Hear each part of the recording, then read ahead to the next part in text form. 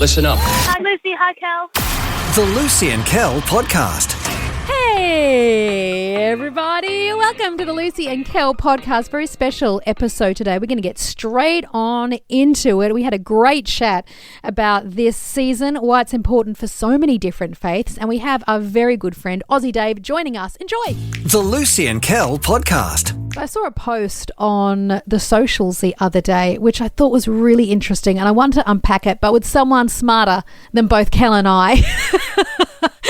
He is a social commentator, a pastor. He heads up the Bible app, YouVersion, here in Australia.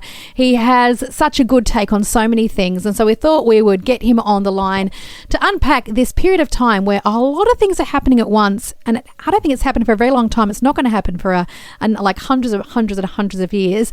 It's Dave Adamson, or we know him as Aussie Dave. G'day, Dave. Hey guys, how you doing? Did you guys want me to actually point you to somebody smarter than you? Because I thought I was here to actually be interviewed.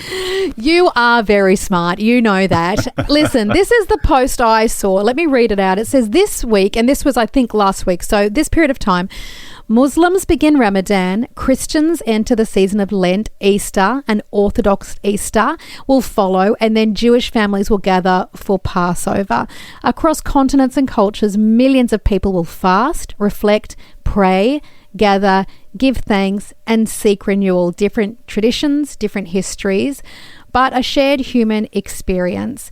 And I thought, wow, that's fascinating that this period of time, even the Lunar New Year, all happening around this same period of time. And I can't remember, I'll have to Google it, but it only happens like once every 1,000 years where all of these very religious times for all these different faiths converge.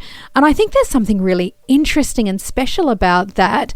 What do you think's going on there, Dave? And am I making something out of nothing, or is this something that the world should look at? Yeah, no, I don't think you're making something out of nothing. I think it's a really interesting time because across all of these different faith traditions, millions of people around the world are all doing the same thing. We're all slowing down at the same time. I mean, when Muslims enter Ramadan, when Christians step into Lent, when Jewish families start preparing for Passover, they've all got different theologies, but it's the same instinct, right? It's pause, reflect, and realign. And I think what that does is it tells you something about us as human beings. Human beings, I think we all know that we can't run at full speed forever. So we have to take a time, we have to calendar a time to slow down, to reflect, and to realign. Growing up as a Catholic, this would be the time of the year where I'd stop eating lollies, but Mum was pretty lenient with us, so we would just store all the lollies in a glass jar and I'd have them at the end of Lent. Oh. But as a Christian, Aussie Dave,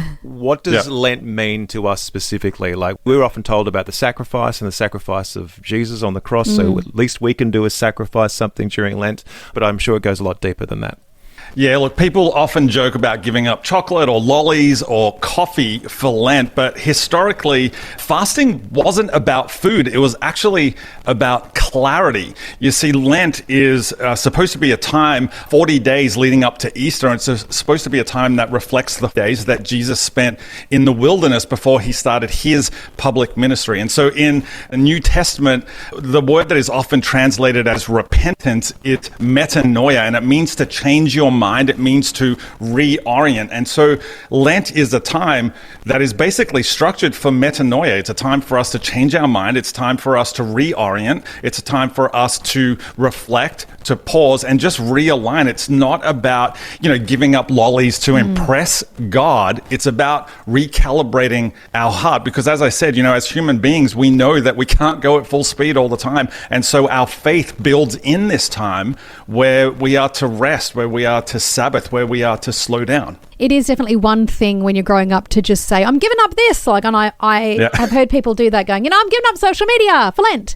Yeah. And then that's it. But it's about the story underneath with why you're doing it, what you're doing with that, how are you becoming better through it. What are some tips people can do maybe if they've never done anything like this, or if they have in the past gone, I'm just giving up this, but not thought about the depth to it. What are some little tips people can take away and perhaps practice this time of the year, maybe for the first time ever? Yeah, look, if I was to remove all of the church language, right, I think what I would say is that when you remove something that numbs you or it distracts you, you suddenly start to see what's actually running you, and that can be really uncomfortable for us. But being uncomfortable, discomfort, that's not the enemy. Distraction is the enemy. And so for somebody, whether you're a believing Christian who's listening, whether you're just somebody who's kicking the tires of faith in the lead up to Easter, or something, maybe you're somebody who Easter is just a time when you want to spend time with your family. It's important to know that Lent is this period that is about intentional habit building. It's about slowing down. It's about removing all the things that can distract us in life and allow us just to come back, to pause, recalibrate, to focus on the things that really matter, the things that are really important, and then build some habit around that so that we have consistency beyond this Lent period. It is quite refreshing to know that for thousands of years, people have been kind of doing this at the start of the year, going through this period of Lent, stripping away what does not matter and focusing on what does. Yeah, you're right. It's a time when we reflect on this ancient practice, right? This ancient idea of slowing down. And here's the thing, again, for people who are listening who might not have a faith, this is not a time when you should adopt someone else's theology or adopt somebody else's, rhythm of reflection. I think it's just a time where we can all, no matter what faith we are, can ask ourselves, hey, what is shaping me right now? What habits are forming me right now? Who or what is discipling me? Because the thing is, even if it's just your social media feed, I think it's important for us to pause and reflect about that so that we can set new habits and realign ourselves according to what matters most to us, whether that's your faith, whether that's your family, whether that's your sense of purpose and what really matters in the world. This is such a great time to do that, no matter what faith you have. Yeah, I absolutely love that. Before we let you go, I did do the maths. This is a historic first in the last 163 years. This hasn't happened, and it won't happen again until 2189.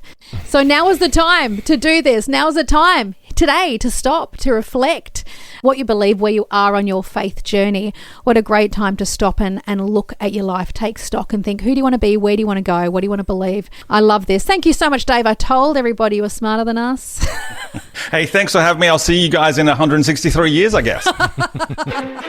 Well, that's all for now, but you can download more podcasts anytime or catch Lucy and Kel live weekday mornings from 6 till 10 on 89.9 The Light. This is the end bit. This is the end bit. Woo! This is the end bit of the show. And bit.